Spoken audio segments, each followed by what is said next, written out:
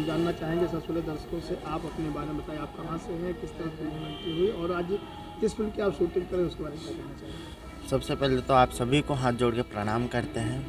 और हमारा नाम अमीश पांडे है और हम रहने वाले गाजीपुर, हमारा गांव गाजीपुर है और हम रहने वाले तो मुंबई से हैं। और आज ये मेरी पहली फ़िल्म है, पहली फ़िल्म की शूटिंग है जो कि जिसके डायरेक्टर धीरेन्द्र सिंह बाबा जी हैं। और ये फ़िल्म का नाम दुल्हनिया आई बलिया में है।